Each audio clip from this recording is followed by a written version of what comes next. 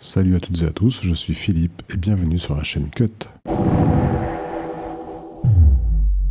Il y a peu nous avions vu l'outil élaguer, plus connu sous le nom de Trim, et aujourd'hui nous allons voir l'outil plage de sélection, qui est tout aussi utile quand on fait du montage et qui vous fera gagner pas mal de temps. Lorsque vous êtes dans votre navigateur, vous pouvez facilement sélectionner comme ceci des plages de vidéos afin de les intégrer dans votre montage ou de les désigner comme étant des favoris, etc. Par contre, dans la timeline, je ne peux pas sélectionner des parties de ma timeline, de mon montage, avec l'outil sélection de base. Ce que je vais faire, c'est déplacer des plans. Pour cela, je vais activer l'outil plage de sélection, ou R. Maintenant, je vais pouvoir sélectionner des parties comme ça dans mon montage. Vous voyez, sans problème, même plusieurs plans. Il n'y a aucun souci. Je peux également utiliser les touches I et O pour définir un point d'entrée, un point de sortie. Par exemple, ici, je vais mettre mon point d'entrée et mon point de sortie ici avec la touche O. Pour désélectionner, c'est Option X. Maintenant que l'on sait cela, qu'est-ce qu'on peut faire côté sélection? Eh bien, on peut couper, par exemple, sur cette partie-là. Voilà, je souhaite que cette partie-là soit supprimée. Donc avec la touche supprime, tout simplement, c'est très rapide. Je peux très bien également élaguer ce qui se trouve hors de ma sélection. Par exemple, je vais sélectionner cette partie-là et je souhaite supprimer ce qu'il y a avant et après ma sélection. Pour cela, je vais faire CTRL-W.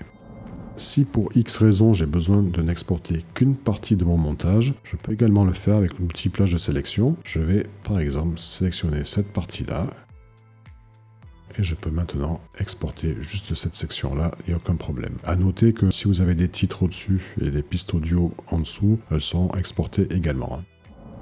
Ensuite, c'est utile aussi pour les rampes de vélocité. Par exemple, si sur ce plan-là, je souhaite qu'une partie ici, comme ça, cette section-là, soit accélérée, je vais la sélectionner, venir ici et faire x4 par exemple. Vous voyez que cette partie-là a été accélérée, vous pouvez également la ralentir si vous le souhaitez.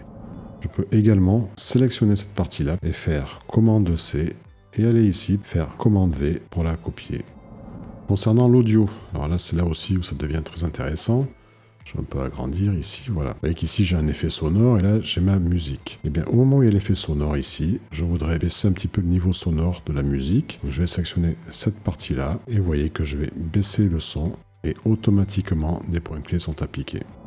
Aussi, lorsque vous avez des points clés comme ceci, si vous voulez les supprimer, l'embêtant, ce qui fait à chaque fois, il va falloir les faire manuellement comme ceci. C'est pas pratique. De nouveau, avec l'outil plage de sélection, je vais pouvoir sélectionner cette partie-là et en un clic, supprimer mes points clés.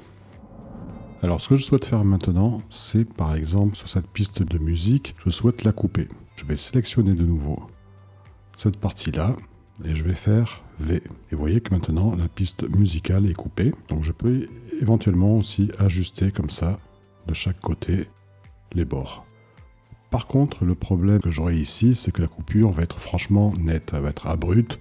Je ne peux pas faire de fondu. Donc ce que je vais faire, je vais annuler ça. Et je vais venir ici, clic droit, et je vais faire développer les composants audio. Alors attention, pas l'audio, les composants audio. Et maintenant, je vais sélectionner de nouveau cette partie-là. Je fais V. Et vous voyez que maintenant, j'ai les poignées pour faire des fondus. Je peux évidemment réajuster de la même façon que tout à l'heure. Il n'y a pas de souci, mais au moins j'ai des fondus. Et ça sera beaucoup plus doux et ce sera plus pratique. Ce que je souhaite faire maintenant, c'est ajouter du noir et blanc sur ce plan. Donc je vais prendre mon effet, que je glisse dessus, j'affiche les composants vidéo, et ici, j'ouvre, je vais agrandir un peu, voilà, mon effet.